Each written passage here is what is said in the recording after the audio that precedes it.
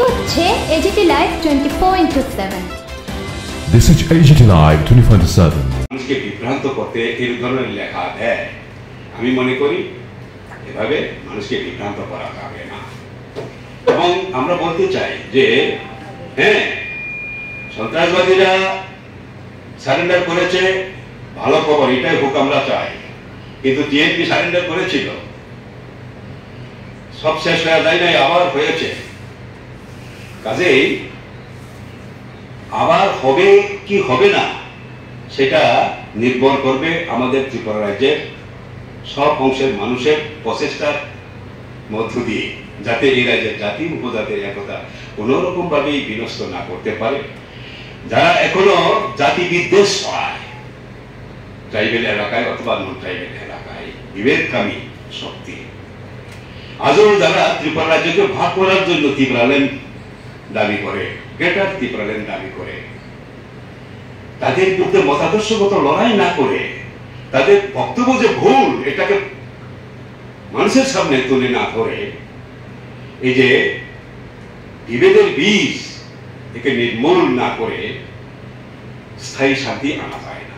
সেই কারণে গণমুক্তি পরিষদ সবসময় মানুষের মধ্যে এই যে ভুল ধারণা, বিদ্বেষের ধারণা, বিভেদকামী ধারণা, বিভেদকামী দাবি, এগুলোর বিরুদ্ধে লড়াই করে আছি, যাতে চিরতরে এ রাজ্যে এই যে অশান্তিকামী সন্ত্রাসবাদীরা নির্মূল হয়ে যায়, সেই চেষ্টাই আমরা করছি। সেই জায়গায় আমাদের গণমুক্তি পরিষদের প্রতি যদি এরকম কলঙ্ক লেপন করা হয়, এতে ত্রিপুরা রাজ্যের মানুষের জন্য এটা মঙ্গল নয়।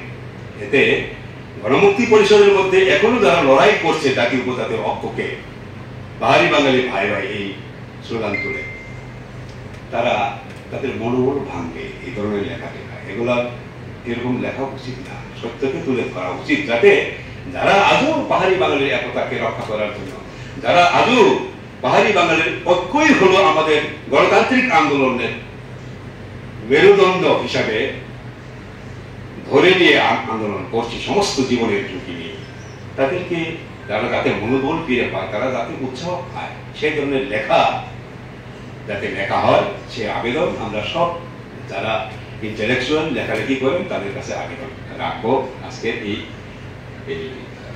প্রেস মিটের মধ্য দিয়ে। এবং তার সঙ্গে আজকে যেটা আমাদের জেনারেল সেক্রেটারি বলেছেন যে আমাদের এই বিরোধী দল নেতার বাড়ির সামনে যেটা করা হলো, এটা করা ঠিক না, এটা গণতান্ত্রিক পদ্ধতি না। এভাবে বাসভবনে ঘেরাও করা, বিক্ষোভ প্রদর্শন করা, এগুলা করা উচিত নয়। আমরা মনে করি আমরা তার প্রতিবাদ করি, এই ধরনের নিন্দা জানাই। আরো শুনতে পেলাম, জানতে পারলাম আমরা আমাদের কংগ্রেস লিডার সম্মানীয় সুদীপ বর্মনের বাড়িতে নাকি এরকম করা হয়েছে, সেখানে করাও উচিত নয়। অন্তত যেসব বাড়িঘর গুলাকে আমরা এইরকম আন্দোলনের মধ্যে নাম দিয়ে দেওয়াই উচিত।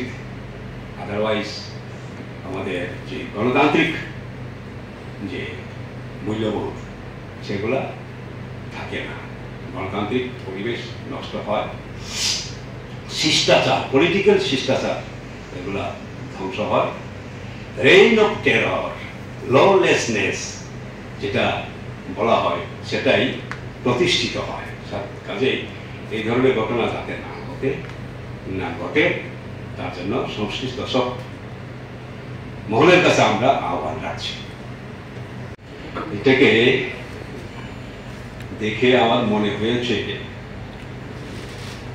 রাম আর রাবণকে সমান চোখে দেখা। রাম আর রাবণকে যদি কেউ সমান ভাবে দেখে, এটা ঠিক না। যে যাই লঙ্কায় সে হয়ে রাবণ, এই ধরনের কথা অনেকে আবার বলে থাকে। হিটলার আর স্টালিনকে সমানভাবে দেখা, অথচ হিটলার স্টালিন না থাকলে হিটলারের ফেসিবাদ তাকে প্রতিহত করা, পরাস্ত করা সম্ভব হতো কিনা সেটা আমাদের জানা থাকা দরকার।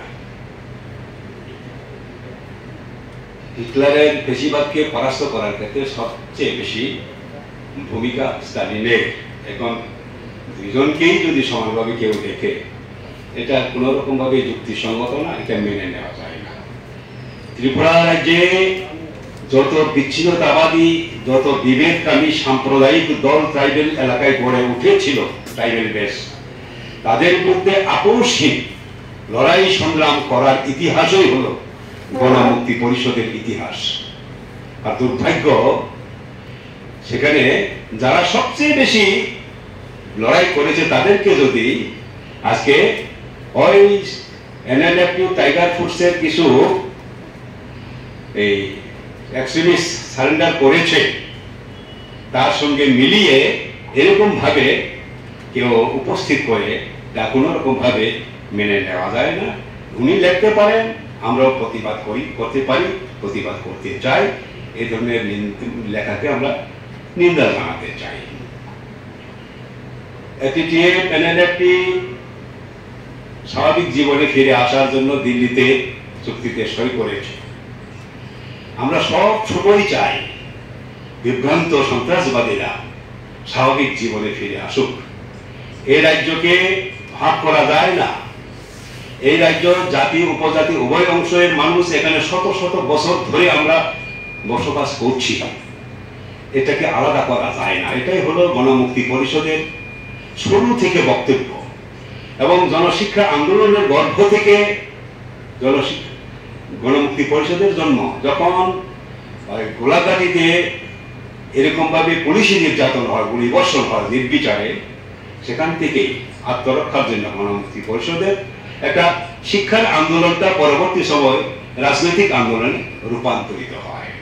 এবং গোড়া থেকেই এই যে জনশিক্ষা আন্দোলন, যেটা এখানকার আমাদের ঐতিহ্যবাহী উমাকান্ত স্কুলের বোর্ডিং এর ছেলে মেয়েদের সঙ্গে তৎকালীন সময়ের শিক্ষিত যুবক সৌজন্য দেব, দশরথ দেব, হেমন্ত দেব মারা গড়ে তুলেছিলেন, তাদের প্রধান পরামর্শদাতাই ছিলেন বাঙালি কমরেড বীরেন দত্ত। এটা এই রাজ্যের সব মানুষ জানে। সুতরাং গণমুক্তি পরিষদ কখনো সাম্প্রদায়িক দৃষ্টিভঙ্গি নিয়ে আন্দোলন করে নাই এ রাজ্যে। এবং জাতীয় উপজাতির পাহাড়ি বাঙালির একতাকে রক্ষা করার জন্য এই রাজ্যে গণমুক্তি পরিষদের যে আত্মবলিদান, এটাকে এভাবে অসম্মান করা কোনো রকম ভাবেই ঠিক না। 1800 মতন আমাদের নেতা কর্মী সমর্থক সন্ত্রাসবাদী যারা জাতীয় উপজাতির ঐক্যকে বিনষ্ট করতে চায়, তাদের বিরুদ্ধে লড়াই করে জীবন দিয়ে গেছে, তাদেরকে এভাবে অপমান করা, অসম্মান করা কোনো রকম ভাবে আমরা মেনে নিতে পারি না। সেই কারণেই আমরা আপনাদের সাহায্য চাই, আমাদের প্রতিবাদের যে বক্তব্য এগুলো যাতে মানুষের কাছে আপনারা পৌঁছে দেন। আর আজকে এই আগে ছিল টিউজেস, সবচেয়ে বেশি গণমুক্তি পরিষদের বিরুদ্ধে লড়াই করেছে ট্রাইবেল এলাকায়, এবং তাদের লড়াই থেকেই বিচ্ছিন্নতাবাদী সন্ত্রাসবাদীরা সৃষ্টি হয়েছে। এটা আমরা সবসময় বলি। বাঙালি বিদ্বেষ, বিদেশি বিতাড়ন, এই যে বিদেশি বিতাড়ন, বাঙালিরা বিদেশি, ত্রিপুর সেনা গঠন করে এই আওয়াজটা তুলেছিলেন বিজয়রাঙ্কল শ্যামাচরণ ত্রিপুরারা। এটা তো মিথ্যা না। তার বিরুদ্ধে আমরা লড়াই করেছি, এবং আমাদের বিরুদ্ধে এই সন্ত্রাসবাদীদের এবং ইউজেসের প্রধান যে অভিযোগ, এটাই হলো ত্রিপুরায় নাকি গণমুক্তি পরিষদ বাঙালিদের নিমন্ত্রণ করে এনেছে, যেন রাজ আমলে এখানে বাঙালি ছিল না। 600 বছর আগে থেকে এই রাজ্যে যে রাজমালা রচিত হয়, সেটাও তো এই রত্নেশ্বর, শুক্রেশ্বর, বাঙালি পণ্ডিতরা, বানেশ্বর, তারা রচনা করেছিলেন 600 বছর আগে।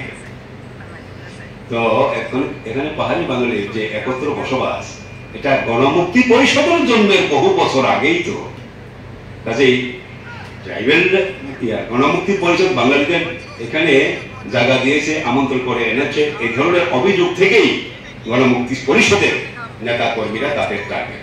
আমরা দর্শকদেরকে কয়েক ভাগ প্রাণী মেলে ধরার জন্য আক্রমণ করেছিল এটা সকলে জানে। একবার তো গ্রেনেড ছুড়ে মেরেছিল কংগ্রেস দর্শকদের গাড়ির ভিতর, কিন্তু তারা ভুল করেছিল গ্রেনেড মারার যে পিনটা খুলতে হয় এটা খুলতে পারেনি, ফলে বিস্ফোরণ ঘটেনি, প্রাণে রক্ষা পেয়েছে। এইভাবে বাঙালিদের এই স্বার্থ রক্ষাকারী গণমুক্তি পরিষদ, এই কারণেই তাদের মারতে হবে, খুন করতে হবে, এটাই ছিল ইউজেস বা টিএনভি বা অন্যান্য সন্ত্রাসবাদীদের বক্তব্য। আজও এটাই তাদের বক্তব্য।